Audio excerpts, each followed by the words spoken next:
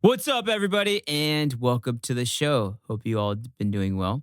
So my guest today on the show is actually one of my newest coworkers. I work at a new facility called No Limit Personal Training in Placentia, California.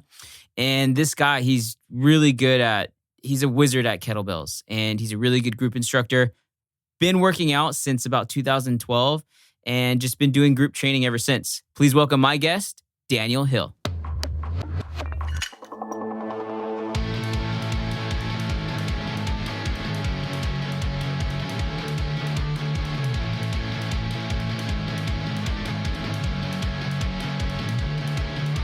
We're going to start off with a fire round of questions. Are you ready? Oh, Before shoot. we start? I'm ready. Let's do it. Okay. First question. Favorite childhood TV show? Ooh, the first thing that popped in my head, most people don't even know, Angry Beavers. No way. Yeah, dude, that's the first thing that pops into my head, right, dude? Every time. Okay, second question. What time period would you want to travel to?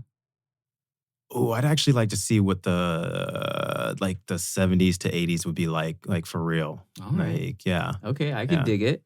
Dawn or dusk? Wait, which one is which? That's a good question. So dusk is when the sun's setting, right? Yeah.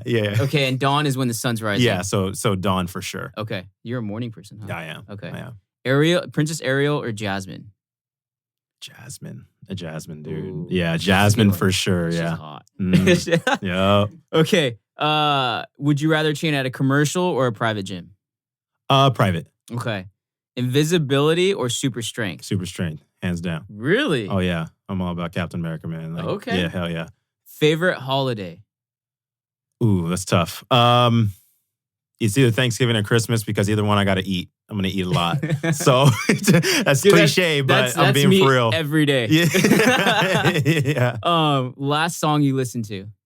Really? Yeah. It was actually wow. Lady Gaga? No, No, it was actually jazz. It was like a takeoff of like a Janet Jackson song, but a jazz conversion, like on my way here. Yeah. Nice. Random, I know. Favorite day of the week?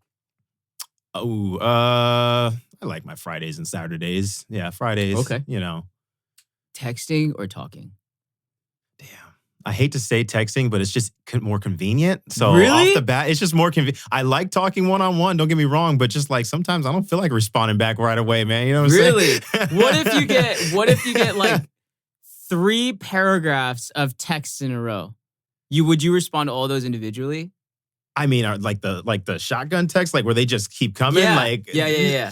No, Okay. no, not necessarily. Okay. Landline or iPhone? iPhone. Sorry. Who has a house phone anymore, man? I Sorry. do. Do you really? I still have a landline with a cord. First off, it's my grandparents. And honestly, stop blaming your grandparents on that. No, it is. Like, it's an older house, so it comes with a landline already in it. Dude, it's actually cool. It's like Calm down, vintage Grandpa. looking.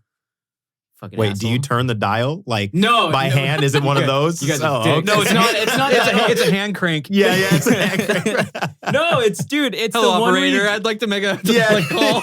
Exactly. So we know what time period you'd want to go back to then right now.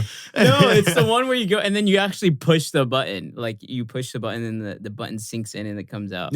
Super fucking Actual old. buttons. What is that? All right. Favorite lift?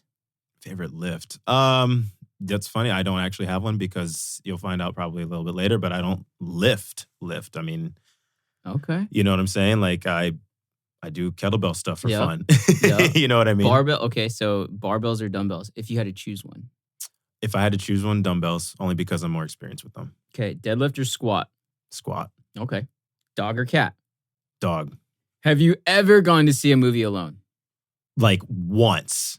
Whoa. And it was in the last few years. Oh, it was probably, I can't remember it. But it was one that was like, most people probably wouldn't care much about seeing it. And I was like, you know what? I want to go see it. I can't remember what it was though. I just remember it was like a less popular movie. Okay. And I was just trying out going to see a movie by yourself. Dude, I'd done it. It is legit. No one bugging you. You know, it's actually kind of nice. I was in my house slippers. Yeah. I had an icy, I had a hot dog, and a Snicker ice cream. The Snicker ice cream things, it was so good. I came home, took a nap, fell asleep, and that was it. Yeah. Last concert you went to? One of the only concerts I ever went to was Logic last year. at the Hollywood Bowl. Is he good? He's great. Dude, yeah, Logic I might be. Dude, I I might love be his biased. I might be biased, but yeah, like he's I pretty, love he's Logic. the shit. So Okay. yeah. Paper or computer? I already know where this is gonna go. I mean, I'm not okay. Computer. Yeah. I knew. Yeah, you were gonna say that. you already knew. You already knew. Yeah, it's computer for real. All right. This is a really deep question. Is a human life more valuable than a dog's life? I think that's all perspective, man. That's all perspective. There's no right or wrong answer. That's on you. Yeah. Yes. Okay. Human life is more valuable than a dog's life. Okay. Oh shit. Sorry, Roscoe. Man, you breaking everything over there? I know. Like I'm Breaking coming the on. mic over there. I got it. I twisted it. I twisted it back. Okay, it's fine. All right. Oh, that's a rough one. But yeah, I'm going to hurt some people's feelings with that one for sure. What? Yeah. What? Are you fucking kidding me? Yeah, you so know. Funny. So yeah, man. So before this, we were talking about doing 3 boot camps in a row. Yeah, it's crazy. You have a good start, right? So like my morning routine, every time I have classes, I always get up, I have a huge breakfast, so it carries me over. Yeah. But you're yelling for 3 hours. You got to be on for 3 hours. Yeah. And you have to make sure everybody's doing the best that they can. Because right. as a coach, you have no off.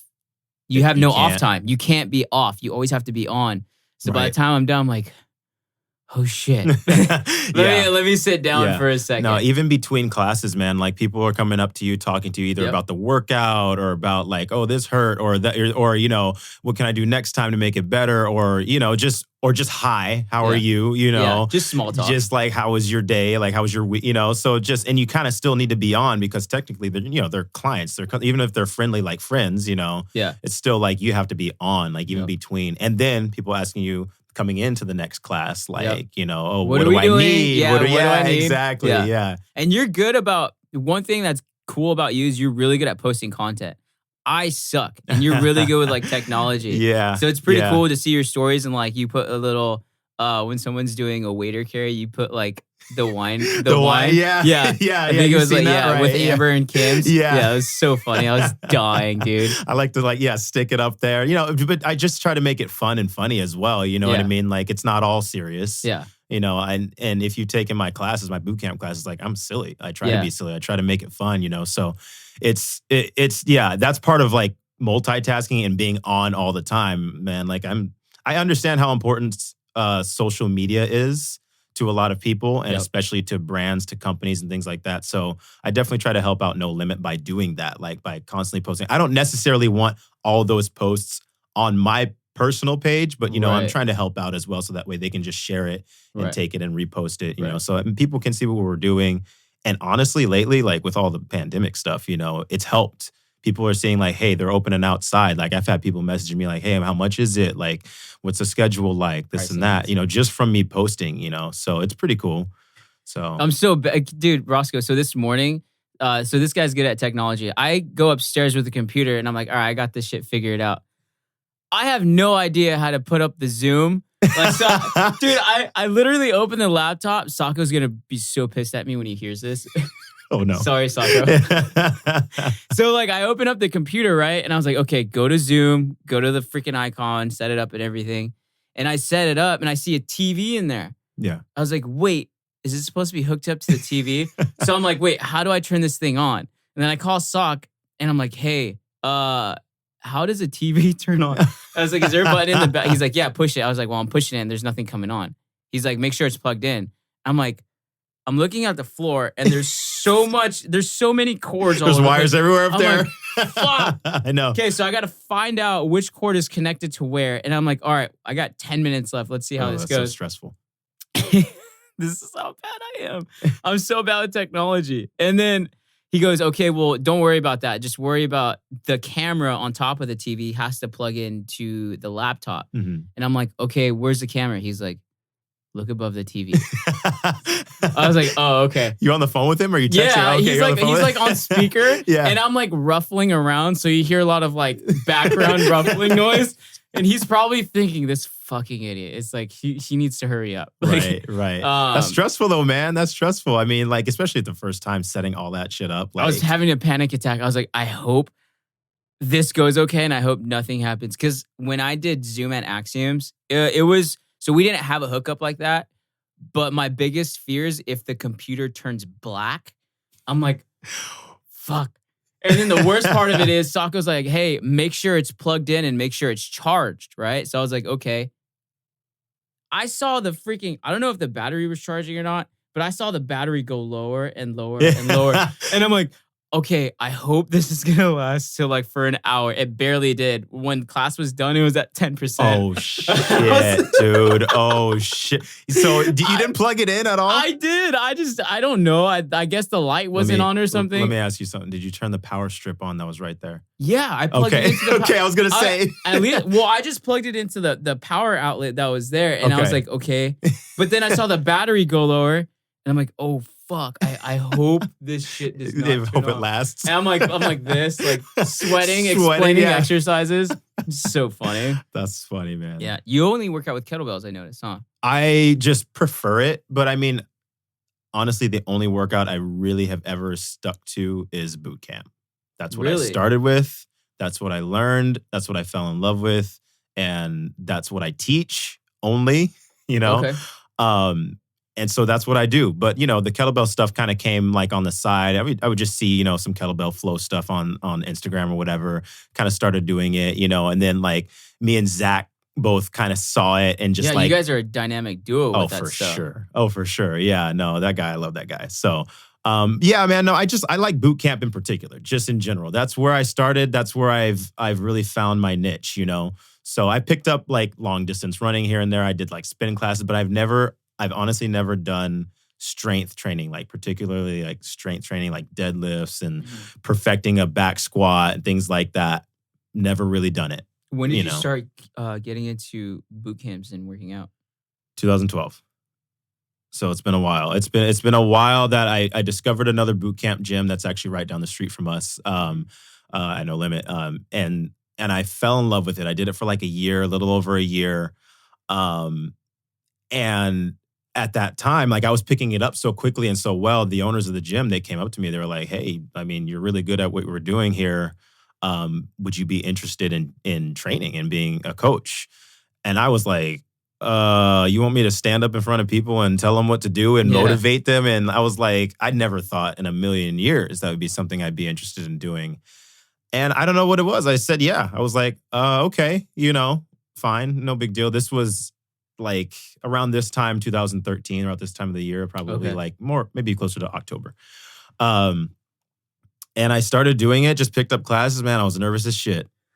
Man, like I was always the shy kid in high school. I never thought I'd be able to stand up in front of a whole class of people and them actually listen to me and respect what I do and respect what I'm trying to teach them and tell them and things like that, And so, but again, I don't know what it was about boot camp. It just gave me the push I always wanted. Like I always craved like this mental and physical push. Yeah. It's actually funny. Like I remember before this, like I had done the whole 24-hour fitness thing. I'd done like you walk in there, you do some bicep curls, you do some freaking tricep extensions, you completely neglect your legs and your abs, run on the treadmill for 20 minutes, whatever it was. I did that for a couple years before I actually started, before I found boot camp. Mm-hmm.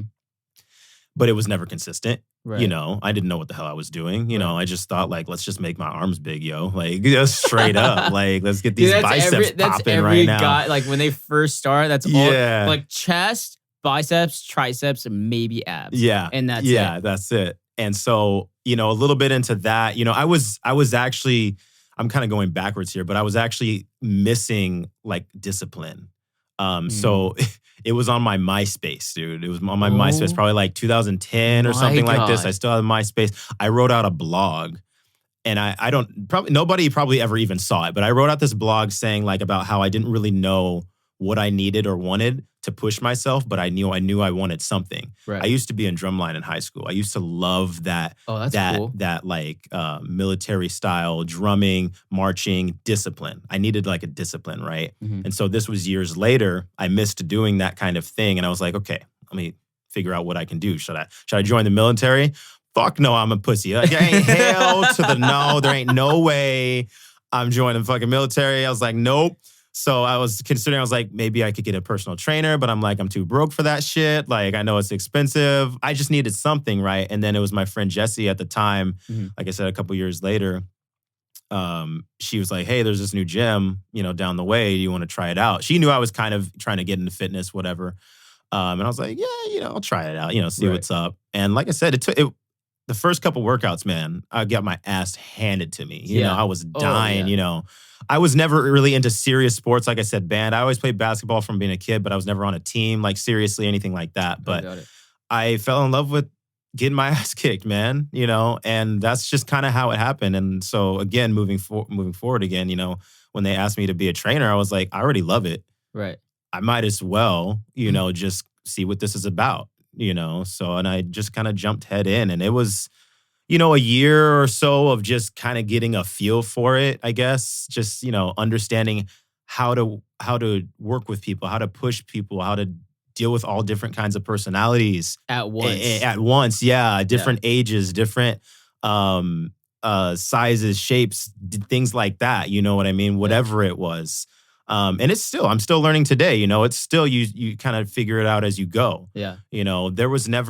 School was never a thing for me. There was never any, let's sit down and read books and figure out what's what. Like, don't come to me and ask me about this muscle group or that muscle group. Like, like all the other trainers listening to this right now, man, they're probably gonna be like, this motherfucker's a fake. Like, the fuck's he doing? Nah. But no, like, I don't learn that way. Yeah. I learn by doing. Yeah. And I've always been that way. I never even graduated You're high school. You're a hands-on type of Yeah. person. I'm a hands-on. I never graduated high school, man. And so I came out of high school, started working on cars, and then, like I said, got into fitness later. And it was all just hands-on learning, And I have no shame in it. It's like, it's all good. But you dropped out of high school, but you have your own business. Right. Exactly. So it's yeah. It's exactly. Like, and there's a lot of people that are like that, man. Yeah. Like, it's just, if school wasn't the thing, like, book learning just doesn't grab you.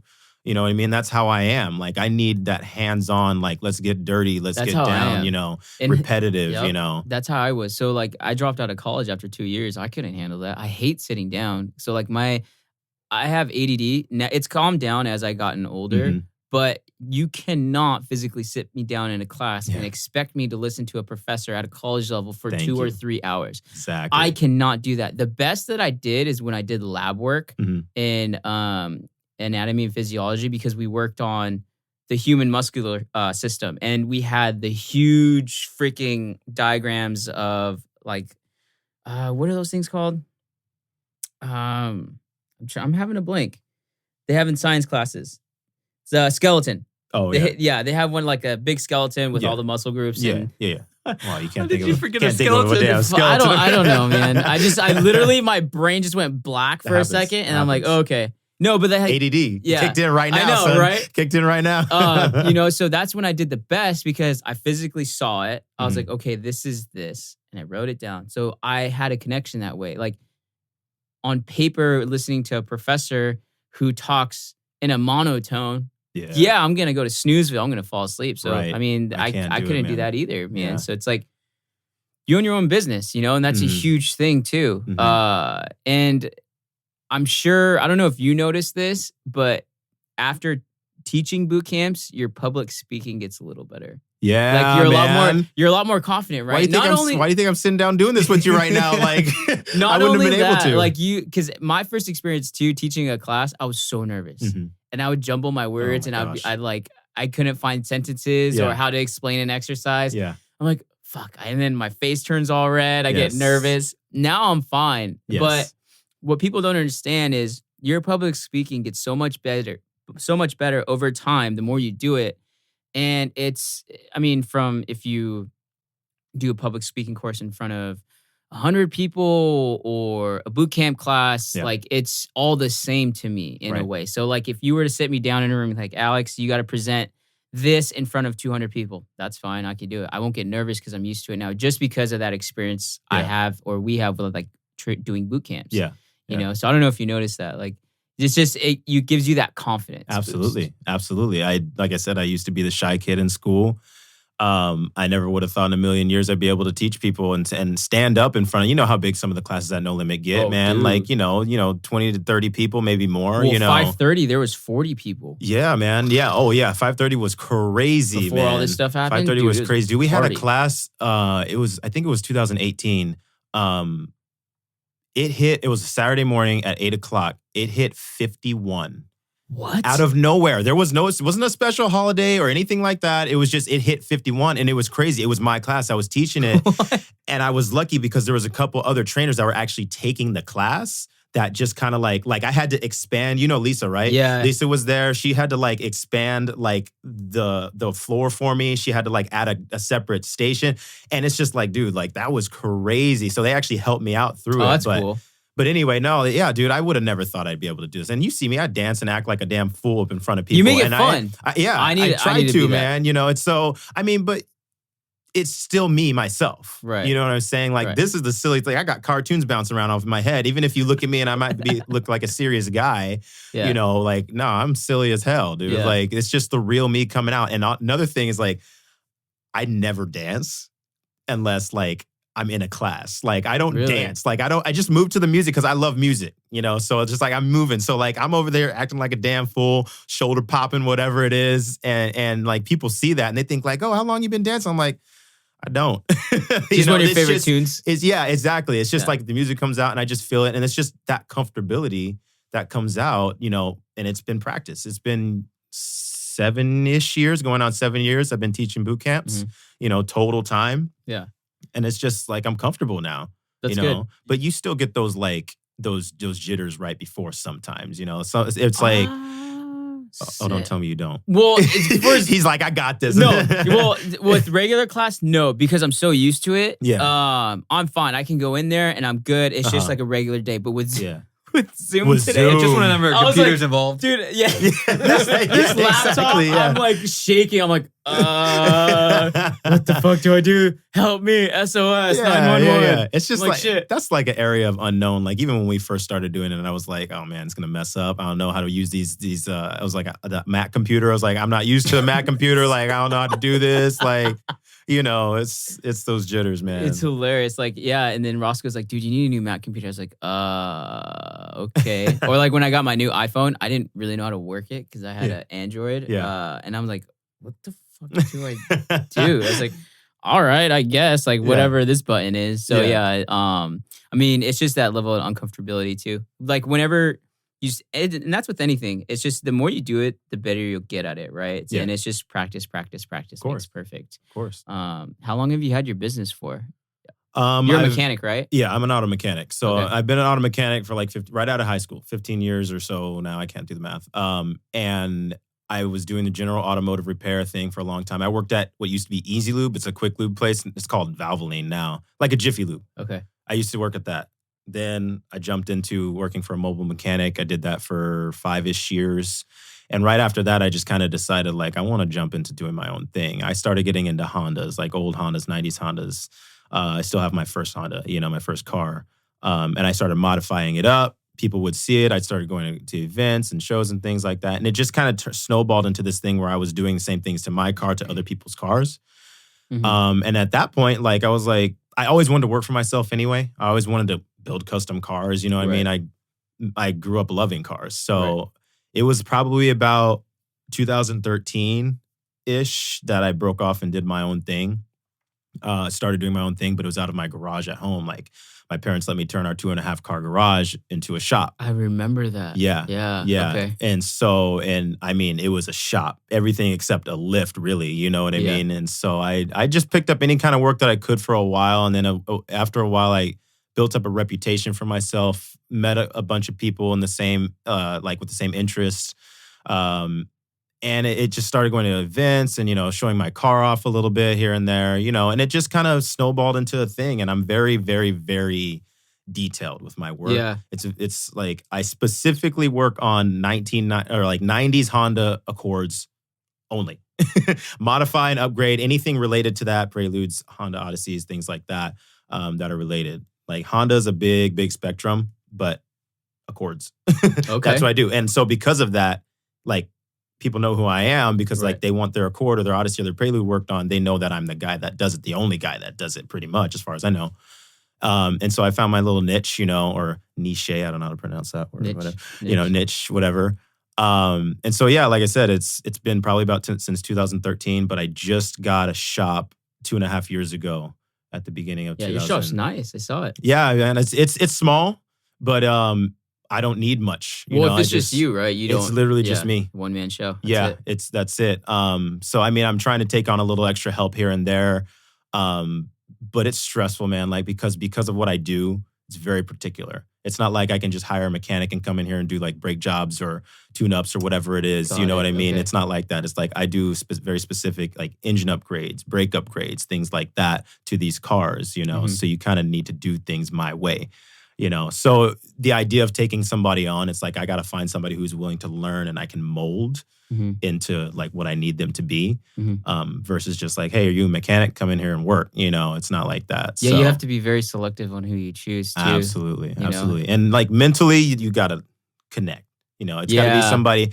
Good energy. That's how I was. My old boss, his name's Eric Miner. Like he took me on when I was doing the mobile mechanic stuff, and it was just me and him for years. But like we're completely different people from completely different worlds. But when it came to auto mechanics and just understanding how to communicate, we just knew how to, you guys were on the same wavelength all the time. Yeah. All the time. And that's what I need, because I experienced that with him, me being that person. Now I need another, like what I was, learning and growing and being molded into what I, he needed me to be. Right. So I need the same thing for myself, Why Hondas? My first car.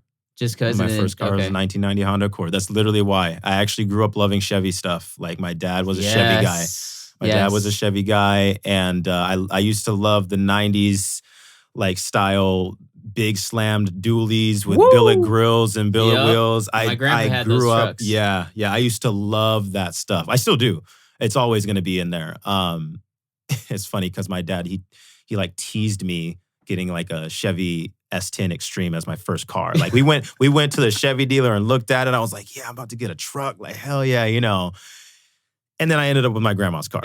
It used to be brown. It used to be freaking, it wasn't even a stick shift at the time. Like it was just boring. Blah. It was gross, dude. But it was my first car. Right. First thing I did was I put a stereo in that thing. You put a kicker in the back, dude. Yes, dude. Of course. And this was, This was back in like 2004 too, dude, man. And this was when Fast and Furious was hot. Yes. This is when Fast and Furious was hot. So, I wanted the neon lights and I wanted the big wheels and things like that. I tried to do all that stuff. And, so I literally started doing that stuff myself, and it just snowballed into this crazy, like, let's modify Honda's thing just years and years later, So, and again, I just kind of found my niche in that. And another thing that I found really important is not trying to do too much, because I was, a general mechanic. I've touched anything from golf carts to big, Ford F550 trucks,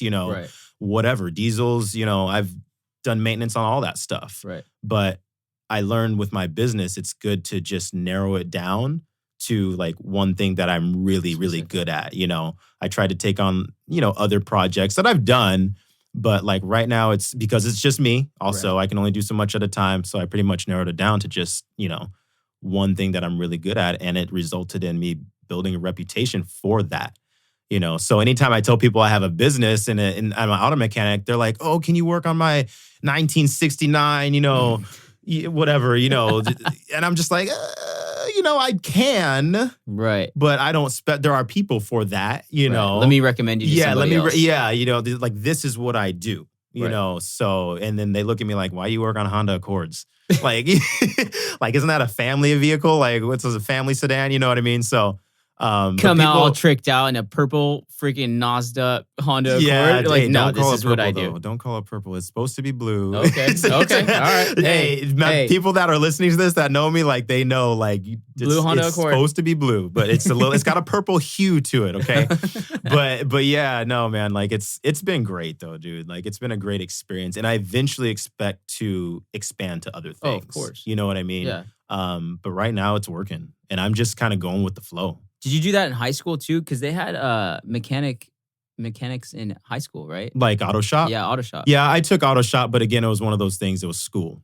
So when it came to actual hands-on stuff, sure, I was good with it. But the book learning of it, like I couldn't grasp all of what was going on. And like the way an engine works, man, you can't just sit down and explain to anybody how that works. You kind of have to have a visual mindset. Mm-hmm. And so it just actually took me physically working on cars and understanding how things work and taking them apart, putting them together on repeat for years and years to really get a grasp of it, you know? Dude, I love those movies. Fast and Furious. Oh, man. Since 2001, they've been going fucking strong. For sure. Is there a new one that's going to come out? It was supposed to come out this year, but COVID and things like that. So COVID's delayed everything. It's supposed to, apparently they're going into space this time. I don't know. What? I just heard like Michelle Rodriguez confirmed that they're going to be going into space. How the fuck? That's you really see a cool. GTR just like floating by like a Tesla satellite. It's a Bugatti. Bugatti's launching the rocket into space. Exactly. Hey, we're going to see it. But see, like, I'm a diehard Fast and Furious, man. I got to go see it. I am too. No matter how ridiculous. I saw the trailer. They're swinging a car from a cable like Tarzan across like a cliff to another cliff in the trailer. I saw that. And I'm that like, that was cool. I just so face hyped. palmed hard when I saw that. But I was like, I got to stay true and I got to go see it. I'm going to cry inside, but I'm going to go see it. How is this physically fucking possible? Exactly. Like literally every movie gets so much like it's literally you're like, wait, from 2001, now it's just nonsense. Yeah. Like this stuff isn't even real. Yeah. And there's a 0.0000001% chance that's ever gonna happen. Yeah. And it's gonna like happen that way. I mean, they just started off stealing like CD players and shit out of trucks. With the Hondas with the green neon with glow. the green glow. Yeah, Dude, exactly. yes. And that was like, oh my God, like they're jumping on the top of the truck and they're doing the spear in the window. That's possible. That makes more sense than, I don't know how they're going to get into space, but I'm kind of scared to find out, Remember the one where they parachuted the cars out of an airplane? Yes. Oh. That was, to me, that was absurd. That was number 8, right? Yeah, that was number 8. I think that was 7. 7? That was 7. Oh, okay. Yeah, that was, sorry. Our guy here. Shit. Wait, which one was the one where they had the Lycan Hypersport? Also 7. Also 7. Fuck, yeah, where they jumped it from building to building. Bro, it's you remember? Yeah. I think it was $2 million. Yeah, that actually works in real life, guys. Yeah, well, it can. I mean, I don't know. I will try Imagine it out. on the first jump, he gets in between the floors. Yeah, exactly. Yeah, and that's it. Movie's over. Like, this whole series is over. But, Literally, like in Hypersport, there's only, I think, 15 ever made, right? Or a handful ever made. And they trash that. It's a $2 million car. Yeah. It's literally a $2 million car. And they just trash it. Yeah. I was like, that's how what high their in budget the is. hell? Like, you guys started with Hondas. Now you're crashing like $2 million cars. Like, all right, whatever. Their budget's just skyrocketing, man. R.I.P. Paul Walker, though. I miss that guy. For real. Dude, For real. I miss that guy. Man, I'm not going to lie. I cried. It was not the end of 7. I cried on it. I'm not going to lie. Like, they ended the movie very well. I don't know if you remember, but they ended it like when perfectly. he had the white Supra? Yeah, and they drove off in the distance, things like that. I was like, crying like, bro, that guy. Like, this he is so was part sad. of the first one. He's a G. It is, man. It's sad, dude. Like generally, like him passing away, like, man, that hit a lot of people. That just hit people different, you know? So, well, now that you watch the movie, it's like, how different is it going to be? Because he's not in there, so it's not the same. Like the last one, they had another dude in there who drove a Scion. Yeah, and he was like, get the fucking like guy out of here. White boy that kind of looked like I'm Paul Walker, I was like, dude, get out of here, you freaking bootleg Paul Walker. Exactly. Jesus like, nah, you can't replace that. And so that's why I say they ended it very well. Actually, like they didn't kill him off. Right. They were just like, he's gonna go off and Another take care of his life. They even referenced him in like, I think number 8, like, and then they're like, no, we can't bring him back. We are, or whatever. So they're doing the best they can, but you can't keep another 3 movies going without the main guy, because they're supposed to be 10, and then they're cutting it off at 10. How many? They're on 9 right now. They're on 9. It hasn't come out yet, but they're on 9 right now. And so they're gonna go one more after that. They're supposed to go one more after that. That's what I heard anyway. Okay, they're going to space. What the fuck are they going to, right? Yeah, once they go into space, they're just going to land on Mars in number 10 and just be like, okay, well, we're going to start. Elon Musk with his Tesla. Just have them all race him. Exactly. Every time man. I watch that movie, I get so hyped. Like I know though, it's like, right? I'm in my car. I'm like, all right, I can do this. Like I'm just in that mode and like that. I don't know if you've ever like done that. That tunnel vision. Yeah. Like you watch like a gun shooting movie and you're like, I'm gonna go shoot guns now. Yeah. Like just that total mentality. That's how I get after like an exciting, like adventurous movie, whether it's cars or like it's an action packed one. Yeah. Like Yeah.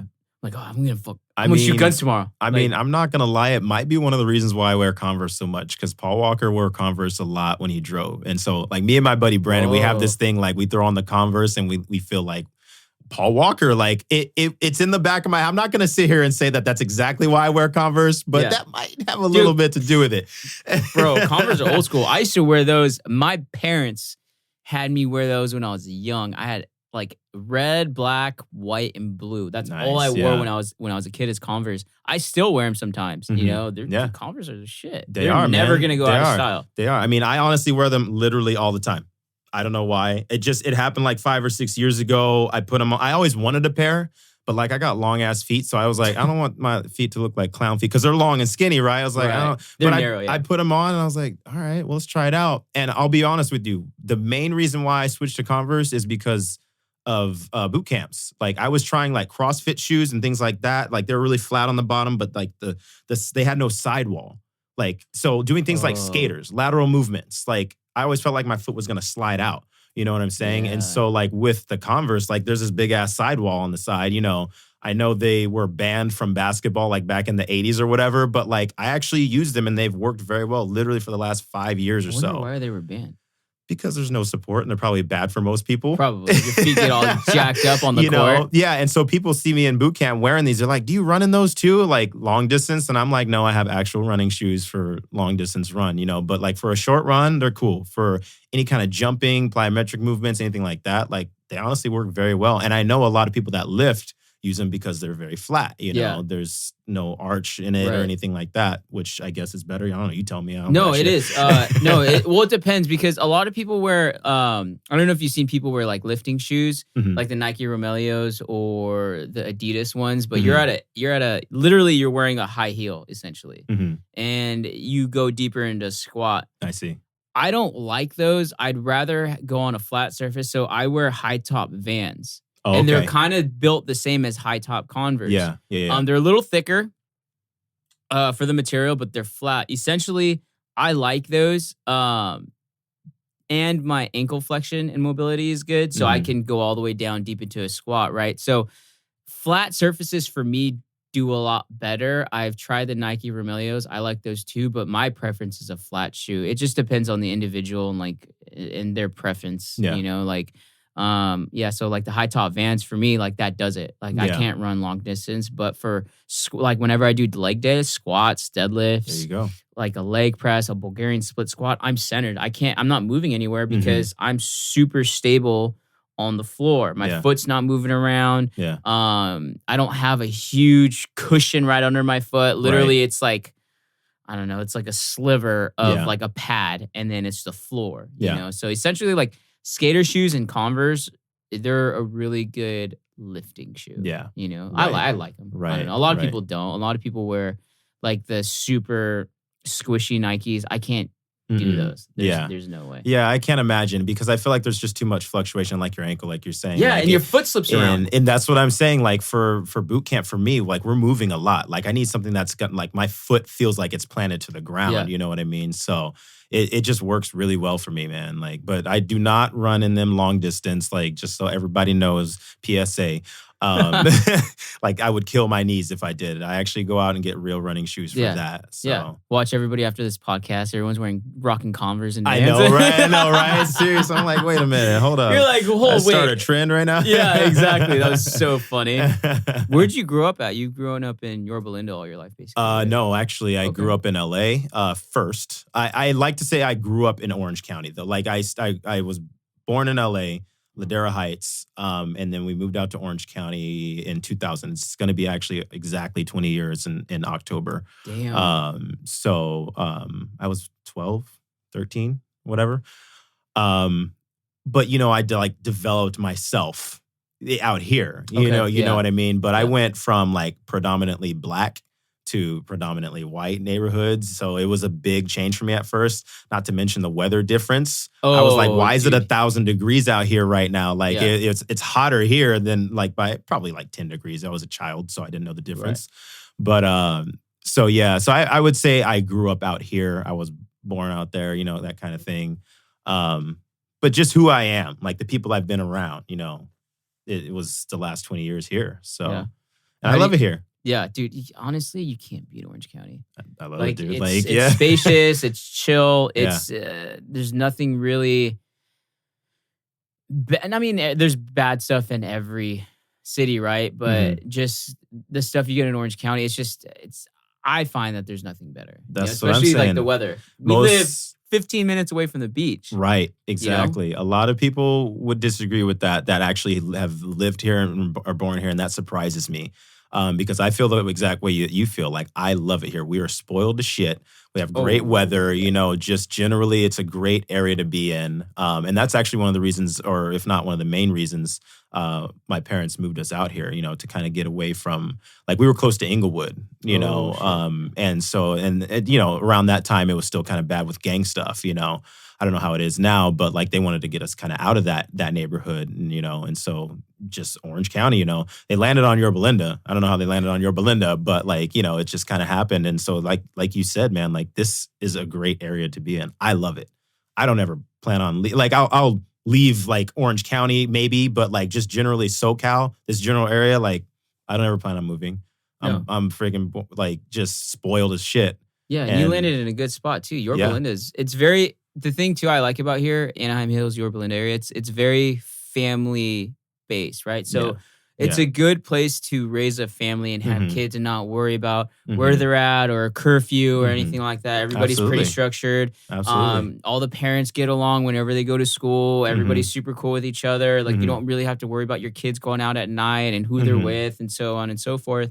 It's just a general, I think, safer and better area. But yeah, you guys landed in a great spot in Yorba Linda. Yeah. And like I said, I'd like to stay as close as possible to the area. You know, I mean, I like other areas of Orange County, Orange, Tustin, just like Newport. I fucking love Newport. You know, that's like my that's my getaway spot kind of thing. You know, and so it's nice. Like I said, the weather perfect. I'm a wimp when it comes to cold. 60 degrees. Dude, I'm freezing. I'm the same way. Can't handle it. This guy, Roscoe, loves the cold weather for whatever reason. Dude, I was born in Ohio. That's true. yeah.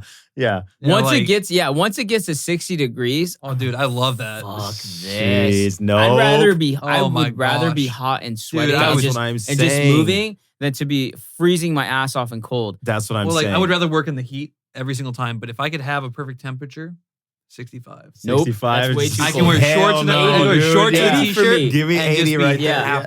Yeah, 80 for me. That's, dude, 80 is like my ideal temperature. Like, it's not bad. Yeah, and it's barbecue weather. Oh, for sure. For sure. 65 like degrees all is barbecue the time. weather. What are you talking about? Oh, what are you guys barbecuing in the snow? Like, what the fuck you guys doing out in Ohio, dude?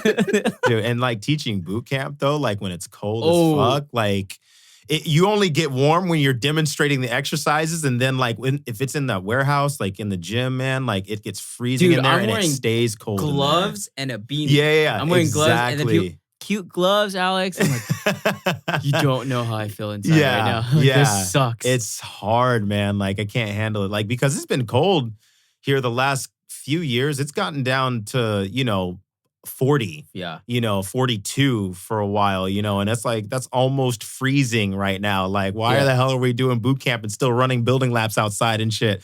You know what I mean? But it's rough, dude. That's how it is in my shop too. Once it gets cold in there, it stays cold. It's like an ice box. So I can barely even work. How many cars can you fit in your shop? Three. Okay. It's not a lot. But it's enough. But it's like if I have to work in there, the concrete is cold. I wear Converse most of the time, so it's thin as shit. I can't feel my feet after like an hour or two. Yeah. And I'm like, I can't even focus on my work. I can't handle it, dude. But like, it's funny because last weekend when it was like 114, I was in my shop with the door closed and like a fan on me, and I was chilling. I was good. Like, I can handle the heat. Yeah, that's how I am. But I too. can't handle the cold, man. Yeah. Like, it's bad. Yeah. It's bad. Do you ever do like any because I know you said you were in drumline in high school. Did you do anything else? Like, I know you didn't do sports, but like karate or martial arts or anything? Nothing like No, that. No. really? Yeah, I always was a wimp. Do you ever watch like UFC? No, I don't follow it. Like, Okay. I mean, I can watch it. I actually watched boxing on and off just like when it was on and like kind of like started to try to understand it.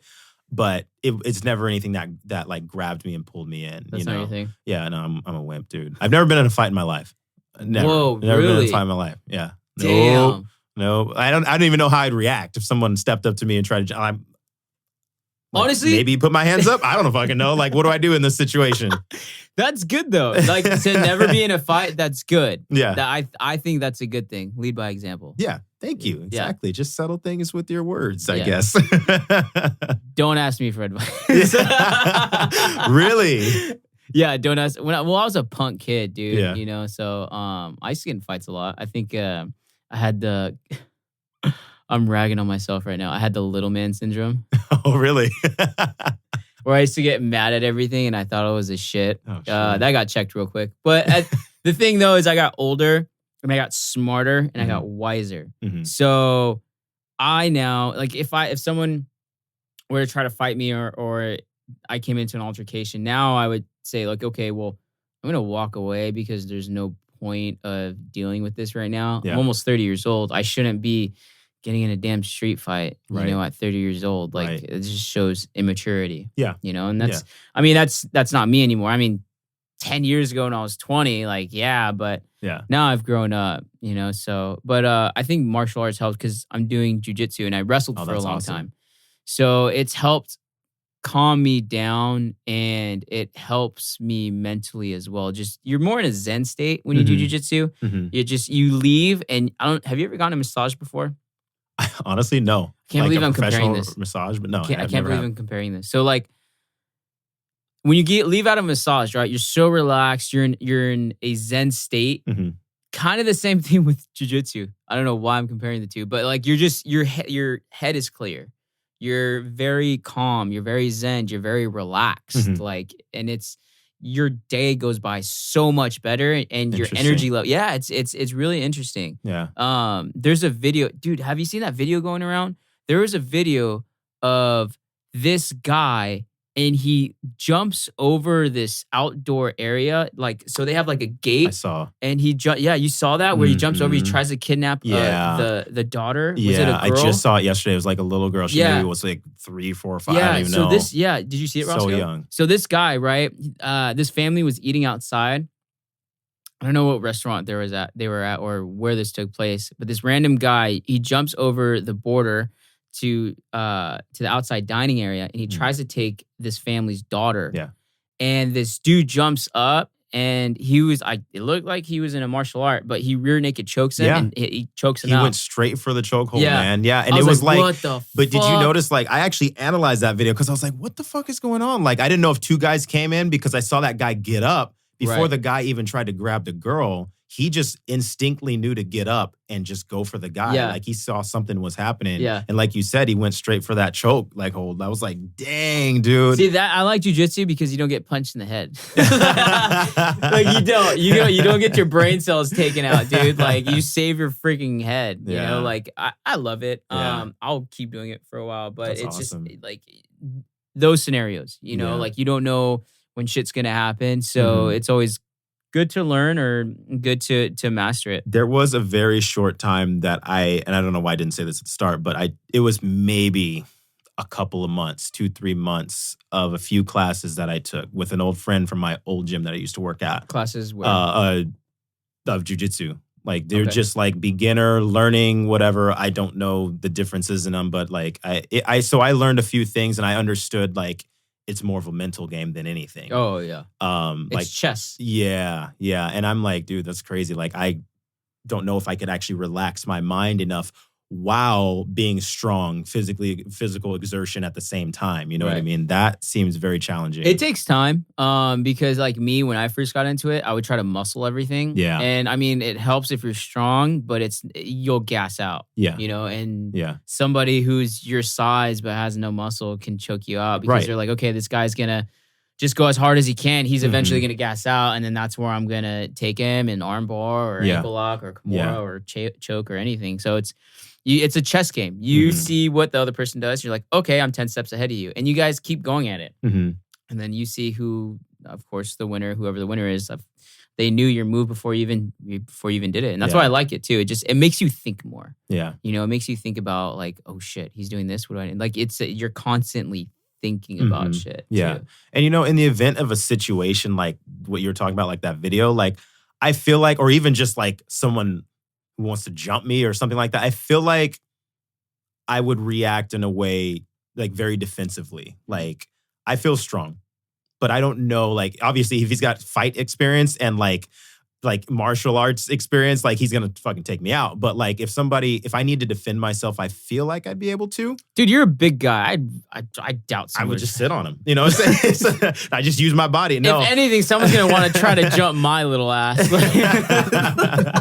Well, see, I kind of hold on to the intimidation factor. Like, hopefully, I look intimidating enough to where people don't want to step up to me. Dude, you're a pretty solid dude. No one's gonna want to fucking jump you. If anything, they see me and they're like, "Who's that little guy? Let me take his lunch money." Take his lunch money. Yeah, no, I'm not tall, but I've always been like densely packed. Like most people, like I'm almost 200 pounds. Like most people usually think You're I'm like solid, 180, like, or I'm only 5'10". I'm not tall, But I'm 5'5". How the fuck is that not tall? Dude, I wish I was like 5'6" or 5'7". I mean, I guess to you anything is tall though. So it's you know what I'm saying? Like this is now the Alex Garcia roast. Yeah, sorry. Yeah, it's like in high school, were you that big too? Like, were you pretty funny. dense? I always felt like I was scrawny. Like, but yes, for my size, like I didn't have muscle then. I never worked out obviously back then. But for my general size, I was always heavier. Like I probably was like 175, like toward the end of high school, ish. Oh, okay. And, when I gained, most people gain a lot of weight before they really get into fitness. I gained a bunch of weight. The heaviest I ever was 215, with, no really muscle mass than what was natural. And so now I'm kind of proud to say, like, I lost a lot of that fat and now I still hold on to around 200 pounds, a lot of muscle, right. So I lost a lot of weight, but I look at pictures of me in high school, man, I was scrawny. I was scrawny as hell, but you think at that time that you look different than you actually do, right. But my older self now, who's 200 pounds with more muscle than I've ever had in my life at this point, like I look at those photos and I'm like, dude, who the hell is that toothpick? You know what I mean? Like, it's crazy. Yeah, so I'm 5'5", 135. And in high school, when I was a freshman, I was 5'2", 90 pounds. 90 pounds. Dude, I was small. Like, I don't know how I was so small. Like, I look back, I'm like, what the fuck? Like, that's was I like crazy. Malnourished or something? Was I malnourished? What happened there?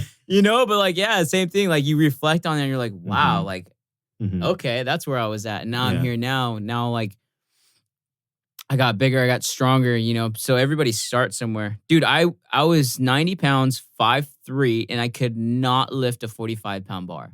Damn. That's how weak I was. Really? A freshman in high school. I mean, it's half your body weight at that point, man. I mean, if you want to put things into perspective. My God. Holy shit. You know what I'm saying? That's half your body weight right there. Shit. That is funny. Yeah, it's just like, and then when I graduated, so I was a freshman, I was 90 pounds. And then sophomore year, put on weight.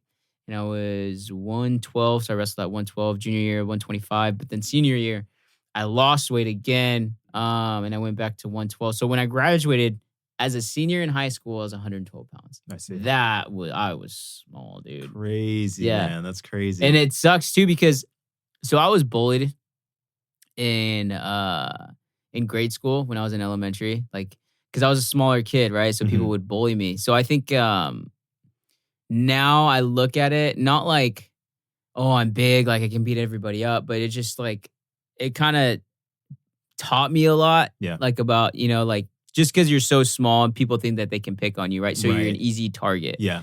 Exactly. But growing up now, I kind of understand like, hey, no, like it's not like you shouldn't bully anybody. Yeah. But man.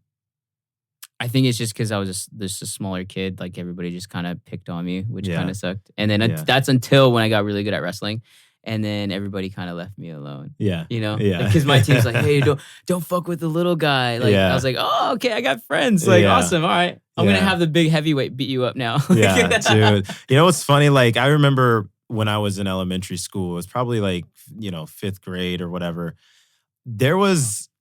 I had a group of friends, and I remember them, like, my mind tells me, like, they were really cool, like, kids, like, really good people. But I remember, I don't know why I remember, how your mind just kind of remembers, like, certain things, like, little moments. Yeah. There was one time that my friends tried to get me to pick on some other kid, and he was just kind of like, he was like the smart kid of the class. Like, he had the glasses on. He had, and I remember, like, they tried to get me to bully him. They told me, like, he said something about my mama. Something like that, right? And so, like, I remember trying to punk this kid, like, but my friends, like, they just made it up. They like egged it on, and like, I went up to him, I tried to punk him, but like I said, I'm not a fight, like, I don't get angry at people like that, And so, like, it was after, like, I got done punking him, like, my friends were laughing at me because they were like, your ass didn't do shit. Like, they were like, because I'm not, like, a fighter, man. Like, and so, like, that's the only time that I can remember me ever even trying to be some sort of bully. And it was just because of peer pressure. Yeah. Dude, that's big in school, peer pressure, especially now. Well, now that there's social media and stuff like that, too, it makes it worse. It amplifies everything, especially cyberbullying, bullying on Instagram or Facebook or not Twitter. Well, Twitter too, but TikTok too. Yeah. Like it's everywhere, dude. Yeah. Like people will post a video and kids are ruthless. Brutal. Like some of the comments they say. Brutal, dude. Man. I'm like reading them, like, you're ugly, you're this, you're that. I'm like, what the fuck? You're 13 years old. I'm like, where do you learn this? Yeah, no, there's like memes that go around talking about like you playing like a live game online, but you're getting roasted like by a 13-year-old kid at the same time. Like, you're like, what the fuck? I'm 20-something. Like, this kid is over here saying all kinds of racial things and whatnot. Jesus it's crazy. Christ. But that's what it is. People are confident behind either a computer screen or a keyboard or whatever it is. I call them keyboard killers. There you go. Exactly. People have all this confidence behind that, but then when it comes up, in your face, and then on top of that, like not even being able to be intimidating and or wanting to fight, but just actually being intellectual and having like a genuine conversation and understanding of what's going on, like in your face, people can't do that, but they can do that all day long behind a computer screen. Yeah. So when I was, so taking it back to, I was, what is this, 6th grade. So you talk about the nerd, like you trying to punk the nerd. My mom would dress me up in my Converse. I had a comb over haircut. I had glasses. I would always wear a dress shirt tucked in my jean pants or jean shorts. Nice. And I had a rolling backpack. Like, literally, if you could paint a picture, that used to be me in elementary school. Oh, man. And I remember this kid, we went to the same elementary school, we went to the same middle school, and we went to the same high school. And he would pick on me. One time, I can't believe I'm saying this. It's so funny. So one time, I was in line to get lunch, right? So you know how we had the little lunch lines to go in the cafeteria and stuff like that? He runs, and he just falls right on my rolling backpack and it snaps. No. And my ass starts crying. I start crying. I'm like, fuck. I was like, all right. And then fast forward to high school, he still tries to punk. I think there was this one time where he still tried to punk me. I was like, listen, dude, we're not in elementary school anymore. Like, you can't punk me. He's like, oh yeah. And this is when I wrestled. Freaking took him down. He's like, oh, I'm so sorry. I was like, better watch out, dude. So, it's like, you kind of have to, if you're bullying, karma's gonna bite you in the ass. Oh yeah. Like it's gonna come around tenfold. And if you're getting bullied, I mean, the thing to do is learn a martial art or to protect yourself. Yeah, to protect yourself. It's just I think that's very important. Like, and the thing today is martial arts are getting so popular that you don't know who's doing what. When I see people picking on someone in the street, like, bro, he could be a black belt in jiu-jitsu. He could be a Muay Thai instructor. He could be a professional boxer. Yeah. Like, you have no idea who's doing what now, exactly. So that I don't. And then like you said earlier, I mean, it doesn't always mean lots of muscles and a big size to be a good fighter, man. Muscles don't mean shit. Yeah, Muscles don't mean shit. Yeah. I can tell you that. Like, when I see people get like picked on, I'll see reels. I saw a reel and this guy was picking on this other guy at a bar. Mm-hmm. He's like, hey, leave me alone. I don't want any trouble. And he moves and he goes somewhere else. And this guy just keeps egging him on, He's like, bro, he's like, no. So he's like, I'm going home. So he closes his tab. He walks outside. And the guy that was messing with him at the bar, he's drunk, belligerent. He walks outside. He's like, bro, I'll mess you up. And he goes up to him. And the guy that was getting picked on at the bar just roundhouse kicks him and knocks him out cold. I was like, what? Dang. He gets in his Uber and he leaves. It's like, all right, I'm going to go home for the night. He's like, it was so funny. I watched. There was no sound or anything. It was like in black and white, but it was like so fucking funny. It was hilarious. That's crazy, man. Yeah, you never know. You never know who you're going to deal with, man. Yep. That's why I'm always nice to everybody. Yeah. I don't pick on anybody. I don't say, like, the thing that you should do too is always be nice no matter what. Absolutely. You know? So it's like, I think that starts with the household too. Wherever bullying starts, it starts with the parents. Oh, for sure. Yeah, there's always something, up there mentally that, you feel like you need to better yourself, pick on somebody else, in order to make yourself feel better, whatever it is. And bullying obviously can come in all kinds of forms, whether it's just verbal. Yeah. You know what I mean? It's rough, man. Yeah. So I personally have never really dealt with it. But I know a lot of people who have, and it'll be a situation where, you know how you can joke and banter with people. Right. You know what I'm saying? Yeah. And so, if you don't really know their background and, what they've dealt with, if you might, we pick on your height, sometime, whatever. But if you have dealt with bullying before, that might hit a nerve. You might try to play it off and be like, no big deal. But, people have dealt with that shit and either don't say it, but it's striking a nerve for them for, doesn't matter how old they are. Yeah. Well into your 20s, 30s, or however long, if you don't deal with it, and the wrong person comes and messes with you. Yeah, I think it comes with the own. Like you said, it starts with an adult too. Even adults do it. Mm-hmm. I think it starts with your own insecurities. Whoever the bully is or the person instigating the situation, it's their own insecurities coming out, and it just shows that they need help in their life with whatever they're going through. Absolutely. It sucks. I've seen it from time to time. It's happened to me. And it's an ongoing situation. And then social media right now just amplifies everything. Of course. And then each generation, I think it's getting worse. Yeah. So yeah, and that's what sucks about social media. I mean, in a lot of ways, it has a really bad rep.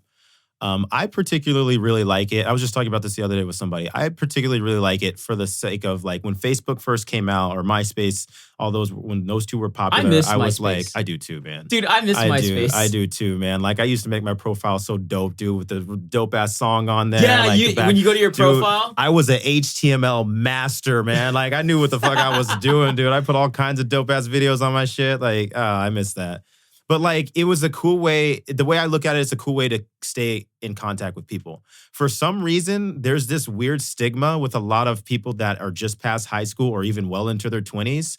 I don't want to see anybody from high school. I don't want to talk to anybody from high school. I don't want to. Yeah. And there's a lot of people like that. And I respect that. That's fine. But for whatever reason, they feel like they don't want to go back to that time. For me, it's the complete opposite. I'm I want to still see what's up with this person. We don't have to talk every single day, every week or whatever it is, but just to see and keep in touch with them. It's a good way to keep in touch. Yeah. You know what I'm saying? And so, but unfortunately, like I was saying, social media does have a bad stigma from people just trying to either be fake, hype themselves up, living behind that facade or whatever. Yeah, it's a highlight reel. That's all it is. Exactly. And when you make it like that, then it becomes unhealthy. You know what I'm saying? I feel like if you use it the way I'm saying or just to promote yourself, business, or you just want to show people your life, no big deal.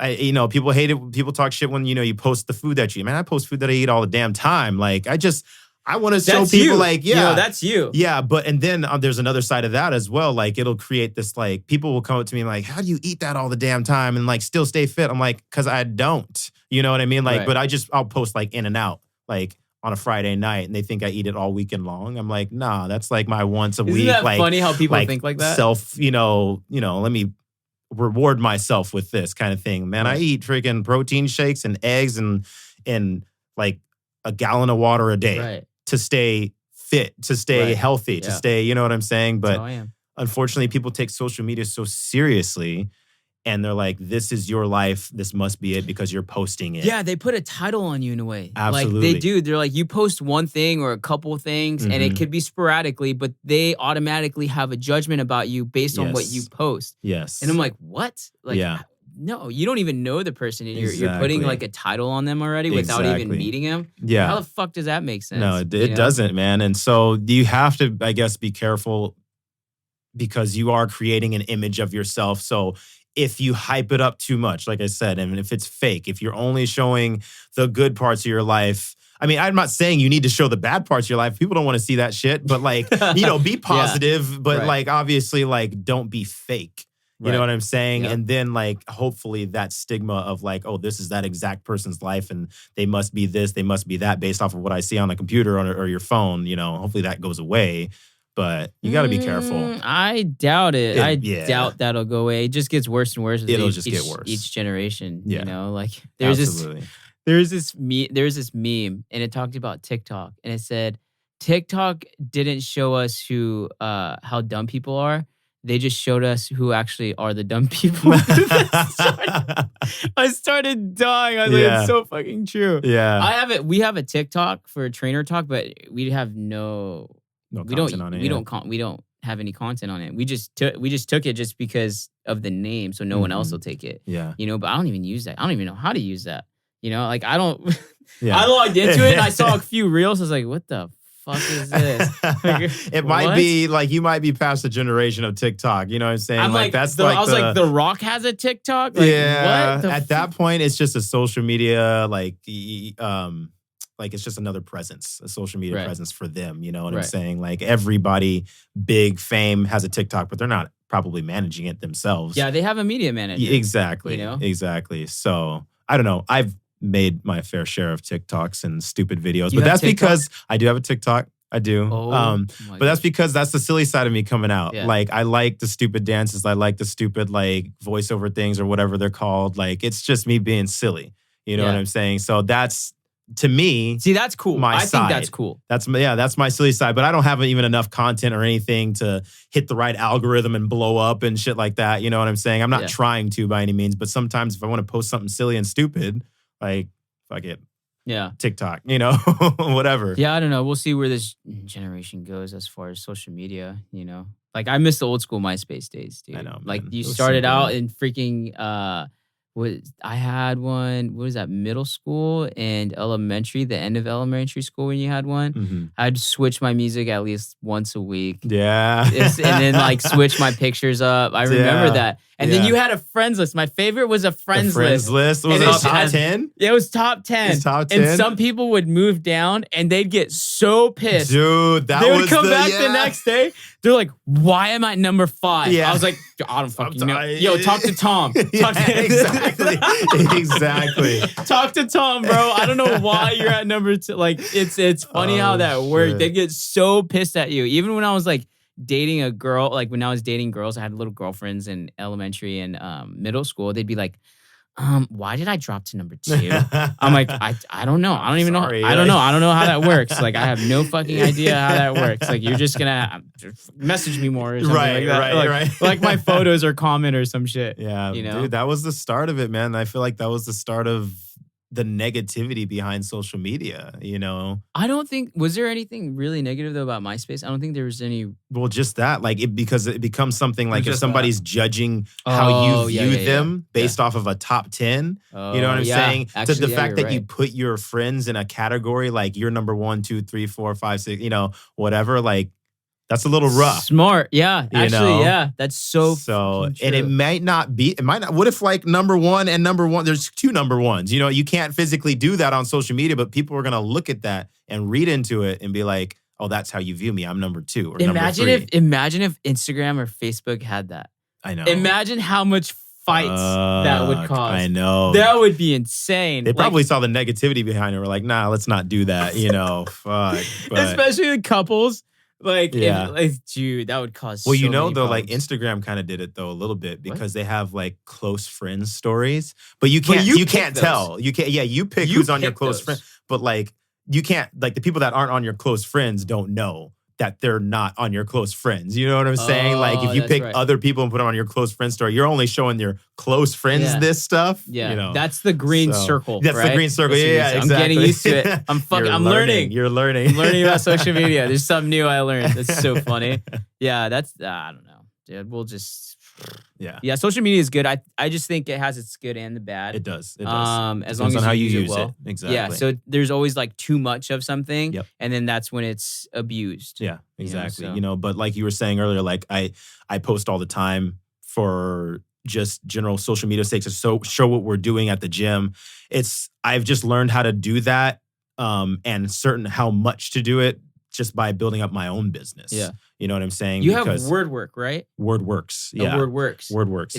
Is that your business? That's my business. Okay. That's my car business, my auto shop. So, and I've been building that social media for a while to a point to where now, like, it's not like 10,000, 20,000 followers or anything like that, but I feel like I have a genuine presence or organic following from people. Because I never like went out of my way and like, oh, let's buy followers, and then it actually translates when you buy fake followers. Like, you'll see somebody with 10,000 followers, but then you'll post something and they get like 10 to 15 likes on it. Yeah, the quality's not there. Yeah, exactly. So it's nice to because I've built mine from the ground up and I show people exactly what I do, this and that, and it's people that have been following me for years, and that's pretty chill. And it started when I was going to car meets and taking photos. I used to do like car photography all the time. Car meets are fun. Yeah, they are, dude. They are. I used to go all the time, like all the parking lot meets and take photos. And then I post up these photos of people in their cars and on Facebook. And then I would post them in like a car group.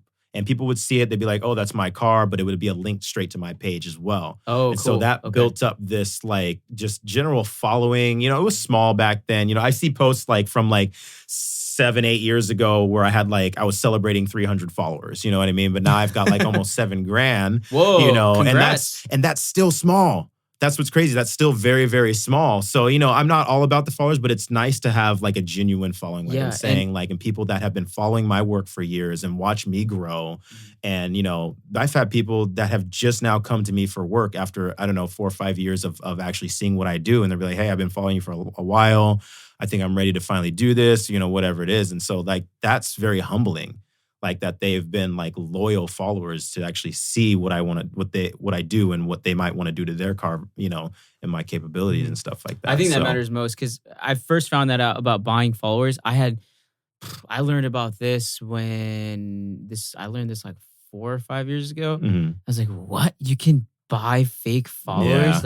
What the hell? And even now people are buying ads to, it's not bad, but people are buying ads to get in front of people. And then it's also getting them into that thing. I was watching this video do you watch Gary Vee? I don't know. So Gary Vee is this motivational speaker guy. And he started off a YouTube channel and he was only talking about wine. And he had one person who subscribed to his channel, and it was a mom. She loved it because it was all about like wine.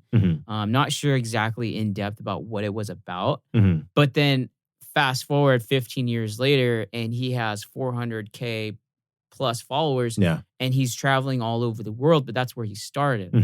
And he was talking to this kid, and this kid's like, "I want to be famous like on IG." He's like, "I don't give a fuck if you have 900K or 90 followers." He's like, worry about the people that are in your group. Yeah. Do not buy followers. He's like, I will 100%. Respect you more. I will respect you more as an individual and as a person, as a human being. Yeah. If you don't buy followers and you do things the right way. Yeah. It's going to take years. Yes. It's going to take fucking years before you build whatever you're trying to do up to a certain point. He's like, but you'll be so much more appreciative of that, and you'll get so much more engagement because those people that are following you have been following you for years, and they'll want to engage in comment and like, and you'll get 3,000 comments and likes instead of 200 and a random odd number when you have 500K followers. Yeah. And that's like with us in Trainer Talk. Like we have a small following. We have 123, 24, but I don't really care about that. Like I get text messages like, hey dude, I just listened to this episode. It was fire. It was bomb. Yeah. Like I really appreciate it. Like I'd rather focus on that and the quality of the work Absolutely. than to focus, hey Roscoe, let's go out and purchase 50K followers. Exactly. Like, yeah, it looks cool on paper, but when you get in depth of it, it's not that cool. It's not that interesting. Yeah, A it's lot always of quotation marks. Fitness models do that. Like my life, dude, on the fitness models. You know how me and Zach feel about that dude, shit? he will rant on that. It is so funny. Yeah, man, it's bad. Did you see that video he just posted the other night? Him making fun of the fitness model workout. No. So funny. You got to go to his page. I think I might have seen. What was it? So funny. It's just like he takes a fitness model workout like video with the different exercises and he like does them himself. Yeah. And, but it's funny. He makes it so freaking funny. Yeah, he's hilarious. He mocks him, but it's just, see that it's just that kind of turns me off too. It's with the fake followers and like the whole Instagram fit model thing. Like some people do actually get paid through Instagram and through their sponsors and stuff like that. But for a random person to go out and just spend a bunch of money on that, like I don't like that. Just I don't respect that person. It's like you said, quality over quantity, man. Yeah. Quality over quantity. I mean, you don't need to hype yourself up. I mean, people want to grow and be big and stuff like that, but it's also short lived if they do hit that right algorithm and they buy followers and it just keeps growing. It's very short lived. Like there's no longevity in it. You know what I'm saying? Like it took me years to build up to almost 7,000 followers on my WordWorks page. But again, that wasn't my focus. My focus is I actually have a saying, I guess you can call it like a motto or a slogan for my business. It's do it nice or do it twice. Anybody who follows my WordWorks stuff will know that because I post that shit all the time, and that's how I do my work. I hate doing shit twice. I hate having to go back. And maybe that's just the auto mechanic in me. Like if I'm going to fix something, fix a car, whatever, I don't want to have to do that shit twice. Yeah. I want to make sure that thing is right the first time. It is an absolute nightmare, but to have to go back. But I've taken that and just kind of input it into my whole life. Yeah. You know what I'm saying? Like if it takes a while to get there, whatever there is to you, to make it, to grow in your business, your life, your mental health, whatever, take the time to do it right. That way you don't have to say like, oh, I did this and then fall apart later. Yeah. It's half-assed, exactly. Yeah. And then have to go back and redo it. Yeah. So that can be looked at in so many different aspects, So versus whether it's just the job that's being done to a car or like I said, your mental health even. Yeah. So. Yeah, my grandpa, because he was in construction, he kind of said the same thing along the lines of what you just said. He said, measure twice, cut once. Yes. Yeah. Measure twice, cut once. Yeah, he's like, absolutely. You always want to make sure. And then just go from there. Yeah, just the quality needs to be there in anything that you do. And if it's not, it's not worth it. Absolutely. But absolutely. Yeah. Hey man, but I really appreciate you coming on the show. Oh yeah. It's 90 minutes? Yeah. Sweet, man. Yeah. Oh, yeah. But yeah, thank you so much. Now, how can anybody get a hold of you? IG page, Facebook, so Twitter, Tinder. I don't know if you have a Tinder. I don't have a Tinder anymore. I used to, but I'm single, but I'm still not on Tinder ladies. Right now. So my man Daniel's single. But no, so my personal page is DJ_Hizzle, like literally DJ Hizzle. And then my business for my car business is WordWorks. That's WERDWERX. All right. And thank you so much, man. Appreciate it. Later, everybody.